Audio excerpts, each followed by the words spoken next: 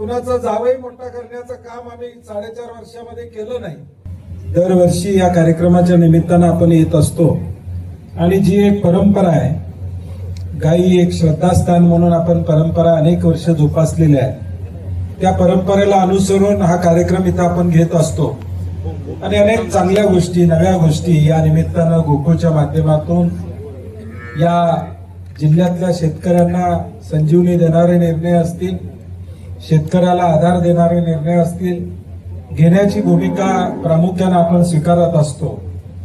गेल्या 4-4.5 वर्षामध्ये या गोकुळमध्ये गाईच्या दुधाला दरवाढ असू दे, म्हशीच्या दुधाला दरवाढ असू दे, ही सगळी दरवाढ देण्याची भूमिका आम्ही सगळ्यांनी घेतली। काटकसर करून हा गोकुळ शेतकऱ्याचा आहे, त्या शेतकऱ्याचा राहिला पाहिजे, कुठल्या एका व्यापाऱ्याचा होता कामा नाही। ही भूमिका या 4.5 वर्षामध्ये आम्ही प्रामुख्याने सगळ्यांनी घेतली आणि म्हणून मालकी गोकुळची या गोकुळला अवलंबून असणाऱ्या शेतकऱ्यांची असली पाहिजे।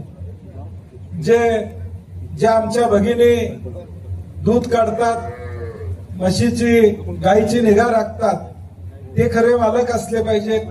या भूमिकेतून आम्ही सर्व संचालक मंडळाने काम केलं।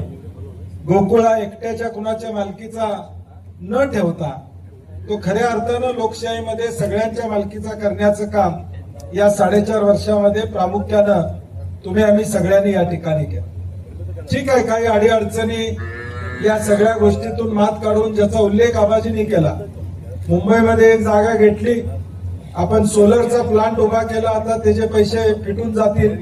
म्हणजे जे प्रकल्प या गोकुळमधून आपण घेतले ते गोकुळच्या हिताचेच घेतले, वैयक्तिक कुणाच्या हिताचे या ठिकाणी घेतले नाही। वैयक्तिक कुणाचा जावई मोठा करण्याचं काम आम्ही 4.5 वर्षामध्ये केलं नाही। शेतकरी मोठा करण्याचं काम प्रामुख्यानं 4.5 वर्षामध्ये आम्ही सगळ्यांनी प्रामाणिकपणे या ठिकाणी केलं।